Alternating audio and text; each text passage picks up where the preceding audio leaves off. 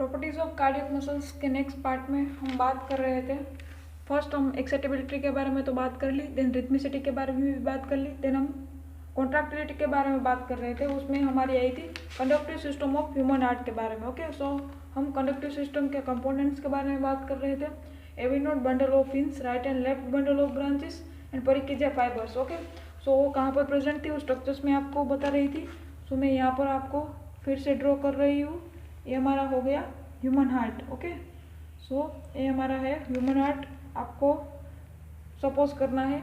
और उसमें 4 cardiac chamber होती है और आप सबको पता है। ओके, और यहाँ पर एक वाल्व प्रेजेंट होता है और एक यहाँ पर वाल्व प्रेजेंट होता है। ओके, सो ये हमारा हो गया राइट एट्रियम, ये हो गया हमारा राइट वेंट्रिकल्स, ये वाला हमारा हो गया लेफ्ट वेंट्रिकल्स, एंड ये हो गया हमारा left atrium. Okay, so right atrium and right ventricles के बीच में जो वाल्व प्रेजेंट है उसको हम कहते हैं right atrioventricular valve, right atrioventricular valve. And left side होगा उसको हम कहते हैं लेफ्ट एट्रियोवेंट्रिकुलर वाल्व और माइट्रल वाल्व। ओके, और माइट्रल वाल्व। ओके, यानी कि bicuspid valve and tricuspid valve. Okay, और हम बात कर रहे थे एसे नोड, एवी नोड के बारे में और बंडल ऑफ फिश और परिकिंजा फाइबर्स के बारे में, वो कहाँ पर प्रेजेंट है। सो हमारी जो राइट एट्रियम है, यहाँ पर ही हमारा 4 दो स्ट्रक्चर प्रेजेंट होते हैं और 2 स्ट्रक्चर यहाँ पर प्रेजेंट होते हैं। ओके, सो उसमें से जो हमारी एसे नोड है वो कहाँ पर प्रेजेंट है, हमारी जो एसे नोड है वो यहाँ पर प्रेजेंट होती है, एसे नोड। ओके, एसे नोड यहाँ पर प्रेजेंट होती है। एंड हमारी जो एवी नोड है वो यहाँ पर प्रेजेंट होती है, एवी नोड हमारी यहाँ पर प्रेजेंट होती है। ओके, सो ए वाली हमारी हो गई एवी नोड, ए वाली हो गई हमारी एसे नोड। और इस दोनों के बीच में जो फाइबर प्रेजेंट होती है उसको हम कहते हैं इंटरनोडल फाइबर्स, क्योंकि ये दोनों नोड है ना, एसे नोड एवी नोड, इस दोनों के बीच में जो फाइबर होगा उसको हम कहते हैं इंटरनोडल फाइबर्स, यानी कि ए वाला फाइबर्स है, इसको हम कहते हैं इंटरनोडल फाइबर्स। ओके, देन हम बात करें सो हमारा परिकिजिया फाइबर है और हम बात करें बंडल ऑफ फिश के बारे में। सो ये हमारी जो एवी नोड है ना, एवी नोड से हमारा जो ऐसे फाइबर्स का बंडल निकलेगा उसको हम कहते हैं बंडल ऑफ फिश। और बंडल ऑफ फिश इस आगे की तरफ जाएगा, so left side and right side दोनों की साइड वो पार्टिसिपेट होगा, उसको हम कहते हैं परिकिंजा फाइबर्स। ओके, सो ए वाला जो बंडल होगा उसको हम कहते हैं राइट बंडल ब्रांचेस एंड इस ए वाला को हम कहते हैं लेफ्ट बंडल ब्रांचेस। ओके, सो स्ट्रक्चर्स को बारे में आपको पता चल गया होगा। सो हमारी होगी एवी नोड, ये होगी एसे नोड, यानी कि पेस मेकर हम यहाँ पर होता है प्रेजेंट, ये हमारा एवी नोड। दोनों के बीच में जो फाइबर्स होगा इसको हम कहते हैं इंटरनोडल नोड्स, क्योंकि दोनों नोड के बीच में है इसलिए इंटरनोडल फाइबर्स। एंड हमारी जो एवी नोड है वहाँ से जो फाइबर्स निकलेगा उसको हम कहते हैं बंडल ऑफ फिश। और bundle of fish further divide होती है left side and right side, उसको हम कहते हैं परिकिंजा फाइबर्स, यानी कि ये वाला हो गया राइट परिकिंजा फाइबर्स एंड ये वाला हो गया left Purkinje fibres. Okay, so ये हमारी हो गई conductive system. Then conductive system में हम बात करेंगे, कंडक्टिव सिस्टम में स्ट्रक्चर्स के बारे में तो हमने बात कर ली। Then types of internodal fibres के बारे में बात करेंगे। ये दोनों नोड्स के बीच में जो फाइबर है ना, इंटरनोडल फाइबर्स, ये वाला जो फाइबर्स है इसको हम कहते हैं internodal fibre, internodal fibres. Okay, so internodal fibres का टाइप्स के बारे में बात करेंगे।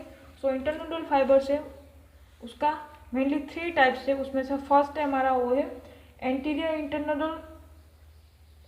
Internodal fibres, middle internodal fibres and third है हमारा पोस्टीरियर इंटरनोडल फाइबर्स। सो हमारा जो एंटीरियर है it's also known as Bachmann fibres, middle internodal fibre है it's also known as Wenckebach fibres. And जो हमारा पोस्टीरियर इंटरनोडल फाइबर्स है it's known as thoral fibres. Okay, so ये आपको याद रखनी है क्योंकि ये आपको पूछ सकते हैं वाइवा में। सो हमारा जो इंटरनोडल फाइबर है दोनों नोड्स के बीच, SA node and AV nodes के बीच में जो फाइबर्स है it's known as internodal fibre. And internodal fibre का मेनली 3 टाइप्स है, उसमें से जो फर्स्ट है anterior, middle and posterior. First anterior known as Bachmann fibers, second है middle, it's known as bank bench fibers, and third है हमारा posterior fibers, posterior internuclear fibers, it's known as thoral fibers. Okay, so ये हमारा हो गया types of internuclear fibres. Then हम बात करेंगे velocity of impulses at different parts of conductive system. So मैं यहाँ पर सिर्फ आपको डिस्क्राइब ही कर रही हूँ, लेकिन आपको लिखना नहीं है. Okay, so velocity of electrical impulses through different parts of conductive system is velocity is maximum as Purkinje fibres and minimum in AV nodes. हमारी वेलोसिटी है वो परिकिंजे फाइबर्स में मैक्सिमम होगी एंड मिनिमम होगी हमारी एवी नोड में. Okay, so AV node में minimum होगी एंड हमारी परिकिंजे फाइबर है उसमें मैक्सिमम होगी. और this delay is called AV nodal delay, और यहाँ पर एक डिलाई प्रेजेंट होगा उसको हम कहते हैं AV nodal delay. Okay, then हम बात करेंगे हमारी फोर्थ है properties of cardiac muscles, contractility के बारे में. ओके, सो हम बात करेंगे अब नेक्स्ट कॉन्ट्रैक्टिलिटी के बारे में. सो हमारी जो प्रॉपर्टी है ना कार्डियक मसल्स की प्रॉपर्टी 4, उसमें से फर्स्ट थी हमारी एक्साइटेबिलिटी, उसके बारे में हमने बात कर ली थी. देन थी हमारी रिदमिसिटी, उसके बारे में भी बात कर ली. देन कंडक्टिविटी थी, उसके बारे में भी बात कर ली. एंड हमारी 4 आएगी वो है आज कॉन्ट्रैक्टिलिटी के बारे में आज बात करेंगे. ओके, सो कॉन्ट्रैक्टिलिटी में उसका डेफिनेशन क्या होगी कॉन्ट्रैक्टिलिटी की. So contractility is the ability of the tissue. यहाँ पर tissue means heart tissue. Okay, so हमारी हार्ट में प्रेजेंट होती है वो tissue to shorten in length after receiving stimulus.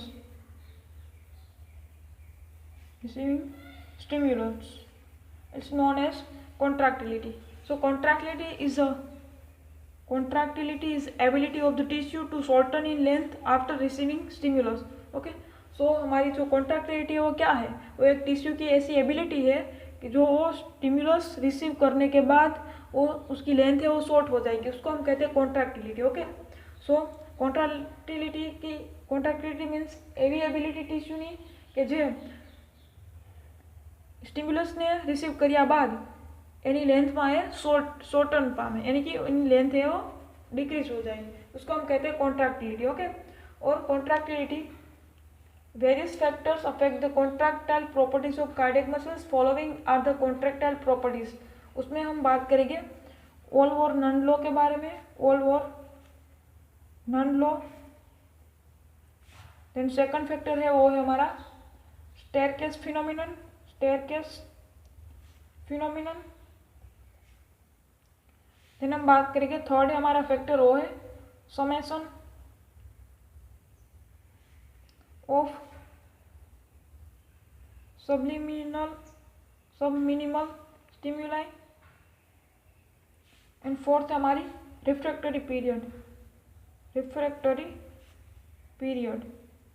Okay, so हमारी जो कॉन्ट्रैक्टिलिटी है उसको अफेक्ट करता है 4 फैक्टर्स, यानी कि हमारा फैक्टर है 4 जो कॉन्ट्रैक्टिलिटी को अफेक्ट करता है. उसमें से फर्स्ट है हमारी all or none law, second है स्टेयरकेस फिनोमिनन, थर्ड है summation of subliminal stimuli and fourth हमारी रिफ्रैक्टरी पीरियड. ओके, सो हम ऑल और नन लॉ में क्या बात करेंगे. So all or none law में according to all or none law when a stimulus is applied whatever may be strength, the whole cardiac muscles gives maximum response or it does not give any response to all below the threshold levels. If the strength of stimulus is not adequate, the muscle does not give responses. All one none law is demonstrated in quiescent heart. A frog heart is made quiescent by applying the first stents ligature in between the sinus venous and right auricles. Ventricles is stimulated by placing in electrolyte and base of ventricles. Then हम staircase phenomenon के बारे में बात करें. So staircase phenomenon when the ventricles of the quiescent heart of frogs is stimulated at the short interval of 2 seconds without changing the strength. The force of contraction increases gradually for the first few contractions and then it remains same. Gradual increase in the force of contraction is called staircase phenomenon. Okay. So staircase phenomenon means हमारी जो force है contraction की वो gradually increase हो जाती है, उसको हम कहते हैं स्टेरकेस फिनोमिनन। वो 2 सेकंड तक ही होती है। ओके। सो 2 सेकंड आपको याद रखनी है और gradual increase in force of contraction staircase phenomenon में, ये 2 पॉइंट आपको याद रखनी है। देन थर्ड है हमारी फैक्टर ओ है summation of sublimation stimuli. So when a stimulus with a sublimation strength is applied, the quiescent heart does not show any response. When few stimuli with same subliminal strength are applied in succession, the heart shows response by contraction due to the summation of stimuli. Then हम refractory period के बारे में बात करें. So refractory period is the period in which the muscles does not show any response to a stimulus. It's called refractory period. Refractory period is 2 types, उसमें से first है हमारी absolute refractory period and second type है हमारा relative refractory period. Okay. So refractory period का 2 types है, absolute refractory period and relative refractory period. Okay. So refractory period relative में further आएगा refractory period in skeletal muscles, cardiac muscles में। Then आएगा significance of lag refractory period in cardiac muscles. So इसके बारे में detail में नहीं आपको स्टडी करना है। कॉन्ट्रैक्टिलिटी में आपको सिर्फ इतना ही लिखना है, कॉन्ट्रैक्टिलिटी की डेफिनेशन एंड उसका 4 फैक्टर के name. Okay. So contractility is ability of the tissue to shorten in length after receiving stimulus. और कॉन्ट्रैक्टिलिटी के मेनली 4 फैक्टर है, उसमें से फर्स्ट है ओल्वर नन लॉ, सेकंड है स्टेरकेस फिनोमिनन, थर्ड है हमारी summation of subliminal stimuli and fourth हमारी रिफ्रैक्टरी पीरियड। रिफ्रैक्टरी पीरियड में फर्दर 2 टाइप से absolute refractory period and relative refractory period. यानी कि यहाँ पर हमारा जो प्रॉपर्टीज है ऑफ कार्डियक मसल्स का फुल क्वेश्चन है वो कंप्लीट होगा। यानी कि हमारी प्रॉपर्टीज ऑफ कार्डियक मसल्स में 4 प्रॉपर्टीज थी, एक्साइटेबिलिटी, देन आएगी हमारी rhythmicity, then conductivity and then contractility. Okay. So इस 4 के बारे में आपको 15 मार्क में लिखना है यहाँ तक। Okay. Properties of cardiac muscles में। So thank you guys.